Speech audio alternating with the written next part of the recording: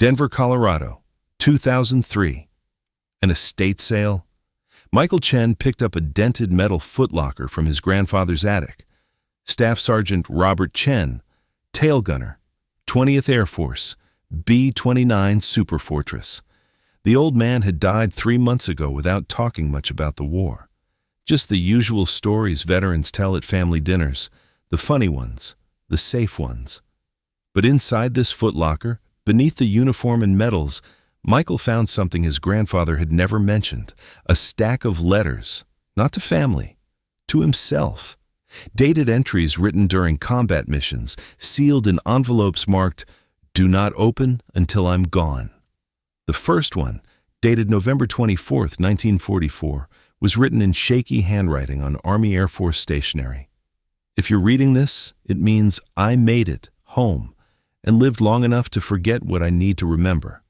Today, 27 Japanese fighters attacked our aircraft. They fired over 10,000 rounds at us. I counted the impacts. I felt every hit, and I realized something that still haunts me. We were flying in a machine so advanced that brave men couldn't kill us with everything they had.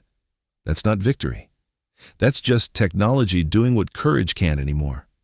What followed were 40 letters written at 30,000 feet, while men died around him, documenting the terrible mathematics of modern war. The realization that he wasn't winning through skill or bravery, but through engineering superiority so vast it made enemy courage meaningless. This is Staff Sergeant Robert Chen's account of the day he stopped feeling like a warrior and started feeling like a war crime. Before we begin, hit subscribe for more untold stories told through the words of those who lived them. Drop a comment telling me where you're watching from. These letters belong to all of us. Dear future self, I'm writing this at my gun position while we're still 3 hours from base. My hands won't stop shaking, and it's not from the cold at 30,000 feet. It's from watching men try to kill me and fail, not because I was better, but because I was inside better metal. Let me tell you about today, before I forget, before the propaganda takes over and turns it into something glorious. November 24th, 1944, 0430 hours. Saipan, Mariana Islands.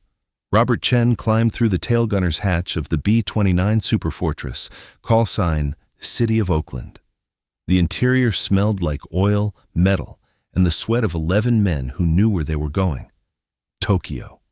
1,500 miles of open ocean each way, and every Japanese fighter in range waiting for them. He settled into the tailgun position, a glass bubble at the back of the aircraft where he'd spend the next 14 hours watching the sky behind them. 2.50 caliber machine guns, 400 rounds each, the most isolated position on the aircraft. If they got hit, if they went down, he'd be the last to know and the first to die. Lieutenant Morrison's voice crackled through the intercom. "Tailgunner, check in." "Tailgun Chen. All systems good, sir." "Stay sharp back there, Bobby. Intelligence says we'll have company." Robert didn't respond. Intelligence always said that. Sometimes they were right. The B-29 lifted off at 0600, joining 32 other aircraft in a formation that took an hour to assemble. Robert watched through his bubble as the massive bombers gathered like a flock of silver birds, each one weighing 135,000 pounds, fully loaded, each one carrying enough bombs to level a city block, each one representing technology the Japanese Empire couldn't match. That's what the briefing officer had told them anyway. "You're flying the most advanced bomber in the world, gentlemen. Nothing they have can touch you at cruise altitude. Just do your jobs and come home. Simple, professional, completely missing the point." We crossed the Japanese coast at 1200 hours. That's when the fighters came. Not like the briefing showed, organized, systematic. These pilots came at us like men with nothing left to lose. Because they didn't. Robert saw them first. 27 fighters climbing from below, desperate to reach the B-29s flying at 32,000 feet, higher than most Japanese aircraft could operate. He watched them struggle through the thin air, engines gasping, pilots pushing their machines past safe limits just to reach attack altitude. "Fighters, 6 o'clock low," Robert's voice cut through the intercom. "Climbing hard." The formation's guns came alive. 50 B-29s, each with 12.50 caliber machine guns, created a wall of lead that should have been impenetrable. But these Japanese pilots weren't trying to be smart. They were trying to be brave. The first Zero reached firing range, and Robert squeezed his triggers. His 50 cals roared, tracers arcing across the sky. He watched his rounds hit, saw the impacts sparkle on the Zero's wings, but the pilot didn't break off. He kept coming, kept firing, even as Robert's bullets chewed through his aircraft. The Zero's guns flashed. Robert counted 8 machine guns firing, cannons joining in, everything the pilot had. The impacts hit the B-29's tail section like hammers. Robert felt each hit through the airframe, heard the metallic screams of rounds punching through aluminum. But they didn't punch through. The armor held. The tail kept flying. The Zero finally rolled away, trailing smoke, its ammunition exhausted. The pilot, Robert could see his face for just a moment, looked back at the B-29 still flying, still untouched, and even from 200 yards away, Robert saw the expression. Not fear. Understanding. That first pilot emptied everything he had into us. I counted 47 impacts on the tail section alone, 47 bullets that should have killed me, would have killed me, if I'd been in any other aircraft in history. But I was in a B-29 with armor thick enough to stop anything his guns could fire. He flew away and I was alive, and I felt sick. Not grateful. Sick. Because he'd done everything right and it didn't matter. The formation pressed on. Tokyo appeared through broken clouds, the target city sprawling beneath them like a map. The bombardier took control, guiding them toward the Nakajima aircraft plant, the factory producing engines for Japanese fighters. The irony wasn't lost on Robert. They were bombing the plant that built the engines for the planes trying to kill them. "Bomb bay doors open," the bombardier announced. 30 seconds to release. That's when the second wave hit. Japanese fighters came from every direction now, not 27 this time, 60, maybe more. They'd been holding back, waiting for the bomb run when the B-29s had to fly straight and level, when they were most vulnerable. Except they weren't vulnerable. Not really. Robert's guns heated up as he fired continuously. The sky filled with tracers, American 50 caliber rounds going out, Japanese 7.7 millimeter and 20 millimeter rounds coming in. The mathematics were brutal and simple. American bullets traveled faster, hit harder, and came from guns that could fire longer without overheating. And the armor. The B-29's armor was the real weapon. Designed by engineers who'd studied every combat report from Europe, every lesson learned from B-17 getting shot down, they'd built a bomber that could absorb punishment no previous aircraft could survive. Robert watched a Zero make a head-on attack against their flight leader. The Japanese pilot fired from 800 yards out, closing at combined speeds over 500 miles per hour. His tracers walked across the B-29's nose, over the cockpit, down the fuselage. At least 200 rounds hit. The B-29 dropped its bombs and turned for home. The Zero, ammunition expended, dove away. By the time we reached the coast outbound, I'd counted 19 separate attacks against our aircraft alone. Not the formation, just us, just city of Oakland. I don't know how many bullets hit us, hundreds, maybe 1,000. I felt each impact like a personal failure. Not because they hit, but because they didn't matter. The armor worked, the engineering worked, the massive investment America made in building an aircraft that could survive worked. And that was the problem. Because it meant those Japanese pilots weren't dying because they lacked courage. They were dying because their entire country lacked the industrial capacity to build aircraft that could compete with ours. The flight home took 7 hours. Robert sat in his bubble, watching the empty sky behind them, thinking about the faces he'd seen. Young faces, determined faces, men his age who'd climbed into obsolete aircraft and attacked anyway because honor demanded it. He thought about the pilot he'd hit, watched his Zero disintegrate under his .50 caliber fire, thought about the two pilots he'd seen bail out, their aircraft crippled but still far from any friendly territory. They'd float down into the ocean and drown because Japan didn't have the resources for effective air-sea rescue. America did, but Japan didn't. The mathematics of it haunted him, every advantage amplifying every other advantage. Better aircraft meant you could fly higher, which meant enemy fighters had to burn more fuel climbing, which meant they had less fuel for combat, which meant they had to break off earlier, which meant you had more time to drop bombs accurately, which meant you destroyed more of their industrial capacity, which meant their next generation of fighters would be even worse. A death spiral built on mathematics. When they landed at Saipan at 2000 hours, the ground crew counted the damage. 347 bullet impacts on city of Oakland. Not a single critical system damaged, not one crew member injured. 19 of the B-29s in the formation didn't come back. But not from enemy fighters, from mechanical failures, from fuel exhaustion, from the normal attrition of flying 3,000-mile missions in experimental aircraft. The Japanese fighters had killed 0 B-29s that day. 0. Dear future self, we flew to Tokyo again today. Different target, same result. I'm starting to understand something that makes me want to vomit. I'm not a warrior. I'm a factory worker who happens to work at 30,000 feet. The Japanese pilots who attacked us today were warriors, men who chose to die rather than quit. But it didn't matter, because modern war isn't about warriors anymore. It's about assembly lines. December 3rd, 1944. Mission number 6 for Robert Chen. The briefing officer showed reconnaissance photos of previous bomb damage. The Nakajima plant they'd hit on November 24th was already being rebuilt.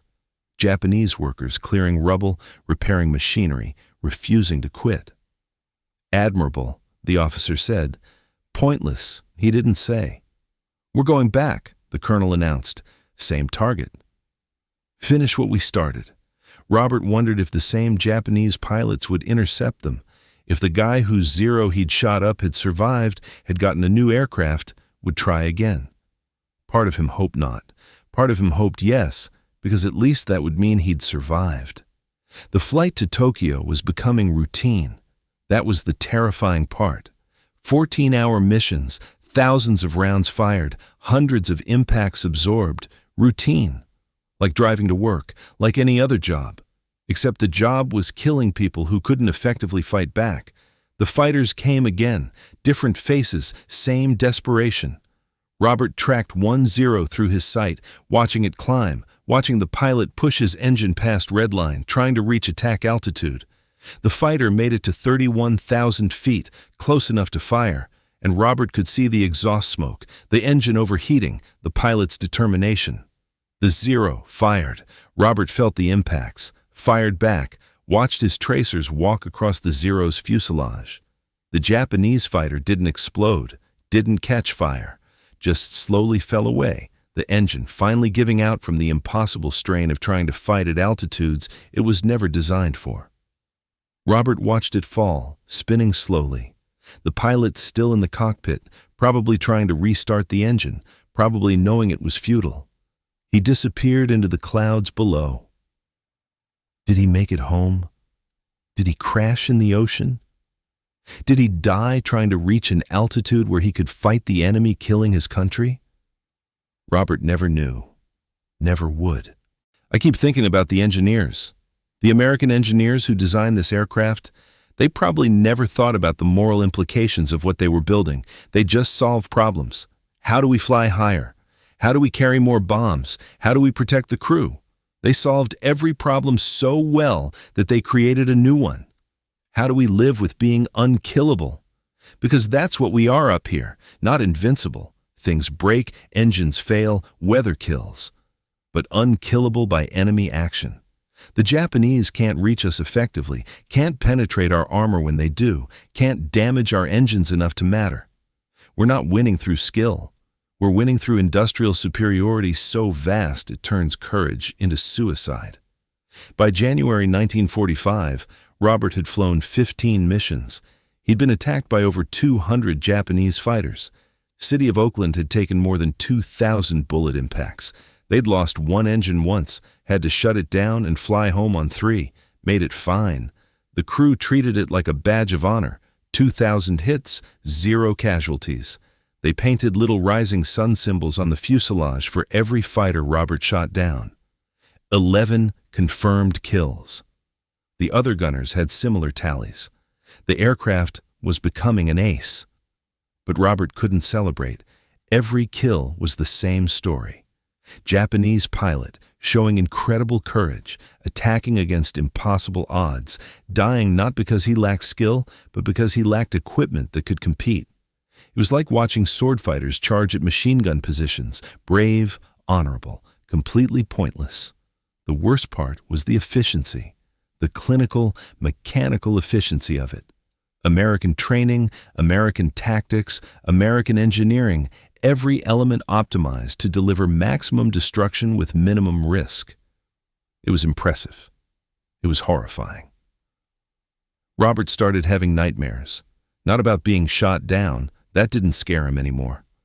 About the faces of the pilots he'd killed, young faces, determined faces, men who deserved better than to die because their country's industrial capacity couldn't match America's.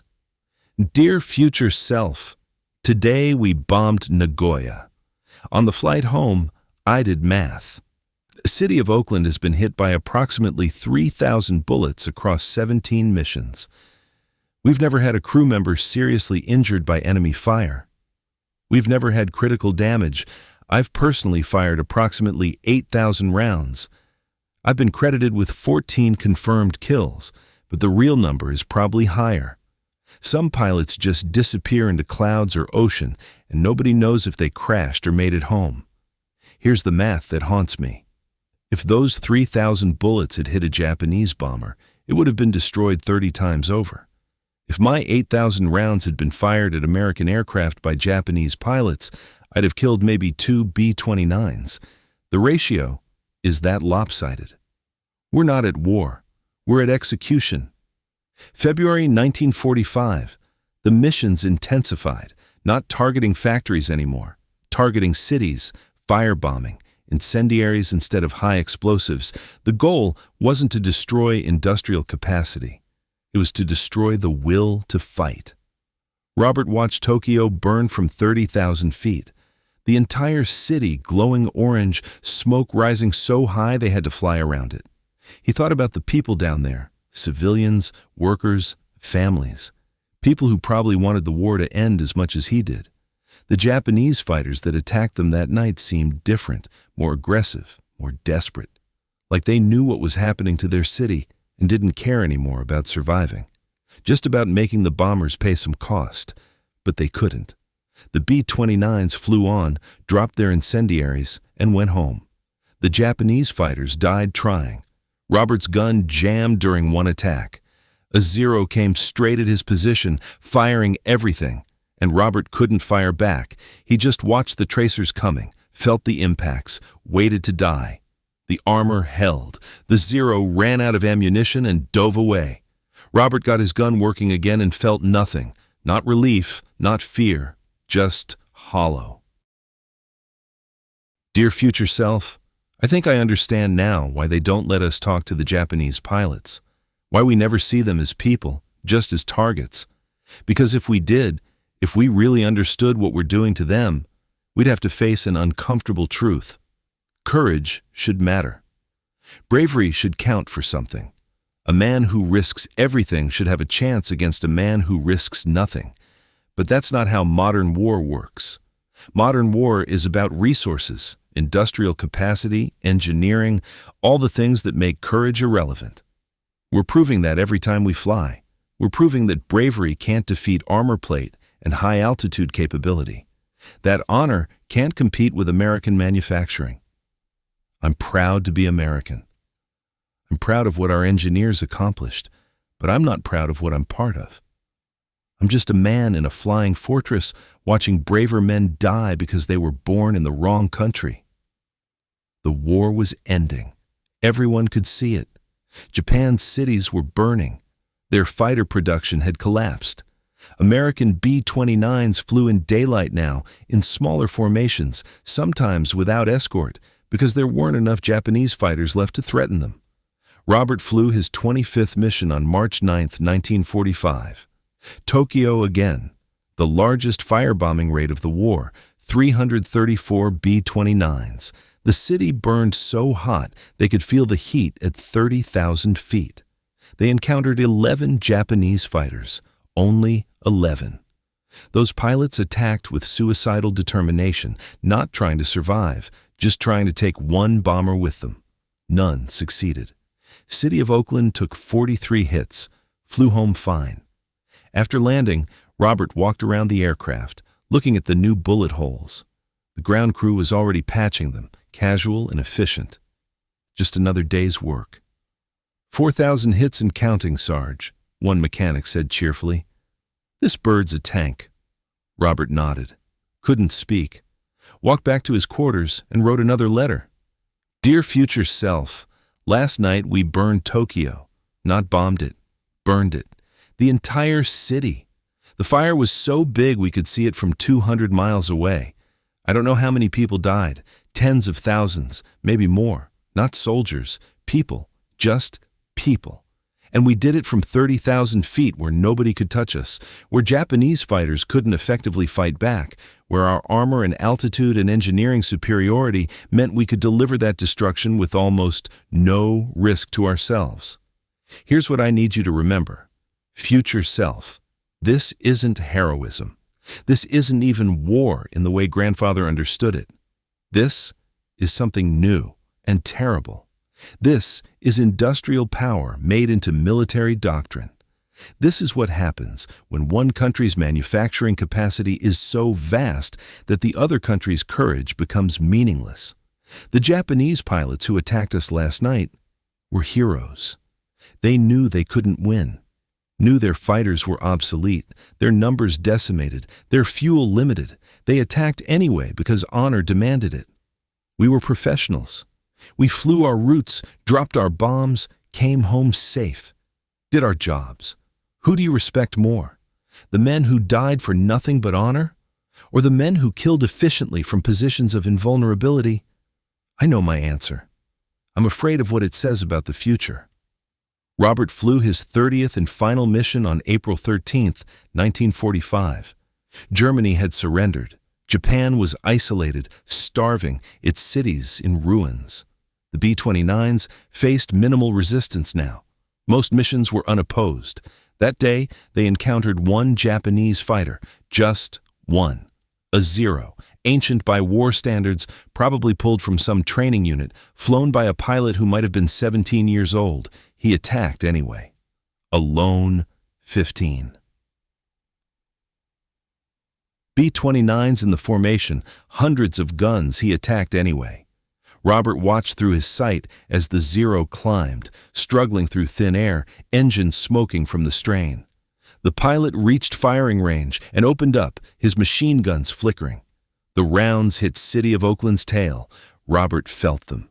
Probably the last bullets that would ever hit his aircraft. He had the Zero in his sights. Perfect shot. 100 yards. No deflection. His finger was on the trigger. And he let the pilot go. Watched him dive away, ammunition exhausted, still flying, still alive. The intercom erupted. Tail gun! Why didn't you fire? You had him! Robert keyed his mic. Gun malfunction, sir. It wasn't true. His gun worked fine. But he couldn't do it anymore. Couldn't kill one more brave man whose only crime was fighting with obsolete equipment against invincible technology. The Zero disappeared into clouds below. Robert hoped he made it home, hoped he survived to see the surrender, hoped he got to grow old and have grandchildren and forget about the day he attacked 15 B-29s alone because nobody else was left to do it. Dear future self, the war ended today. Japan surrendered. We won. Except I don't feel like I won anything. I feel like I survived something. There's a difference. I'm writing this final letter because I need you to understand what this war taught me about the future. About what comes next. We didn't win because we were braver. We didn't win because we were smarter. We won because we were richer. Because we had more factories, more engineers, more resources. Because we could build aircraft that Japanese courage couldn't defeat. That's the future of war. Not tactics, not strategy, not bravery. Engineering and industry, the side with better technology, with more resources, with superior manufacturing wins. And courage becomes just another variable that doesn't matter anymore. I don't know if that's good or bad. Maybe it means fewer wars because the outcome is predetermined by industrial capacity. Maybe it means worse wars because the powerful can destroy the weak without risk. What I do know is this. I was 22 years old, flying in the most advanced bomber in history, and I watched men die who were braver than me but didn't have the luck to be born in America. That's not justice. That's just math. If you're reading this, future self, it means I lived. It means I made it home, got married, had kids, had a grandson named Michael who found these letters. It means I got the life those Japanese pilots never got. Remember them. Remember that courage isn't enough when technology decides the war. Remember that being on the winning side doesn't make you right, just lucky. And remember that armor plate and high-altitude capability can make you invincible to bullets, but not to memory. I'll carry those faces until I die. Staff Sergeant Robert Chen, Tail Gunner, City of Oakland, 20th Air Force, United States, Army Air Force's final mission, April 13, 1945. Total missions, 30 aircraft damage, 4,227 bullet impacts. Crew casualties, 0 confirmed kills, 0.15 cost, too high to calculate. Denver, 2003. Michael Chen sat in his grandfather's attic, surrounded by 40 letters written at 30,000 feet by a man who'd carried guilt for 60 years. Letters that explained why Grandpa never talked about the war, why he never joined veterans groups, why he quietly donated to Japanese cultural organizations and never explained why. The last item in the footlocker was a photograph. Robert Chen, age 75, standing in a park in San Francisco. Next to him, an old Japanese man, both smiling, both with tears in their eyes. On the back, Grandpa's handwriting, Hiroshi Tanaka, 0 fighter pilot, 1944. We met at a peace conference in 1995. He tried to kill me 17 times. I tried to kill him twice. We both failed. We both survived. We both understood. Michael turned the photo over and saw they'd written something together in both English and Japanese. Courage should have been enough. It wasn't. Technology made bravery meaningless. That was the tragedy of our war. May it be the lesson for yours. Staff Sergeant Robert Chen died in 2002 at age 80. The funeral was small, but 3 elderly Japanese men attended, men who'd flown Zeros in 1945, men who'd tried to kill him and failed because engineering defeated courage. They bowed to the casket and called him a worthy enemy. He would have said they were the worthy ones, that they'd fought with obsolete equipment against invincible technology and attacked anyway. That courage should have been enough. But in modern war, it never is. Subscribe for more stories told through the words of those who live them. History isn't about victories. It's about understanding why we fought and what it cost.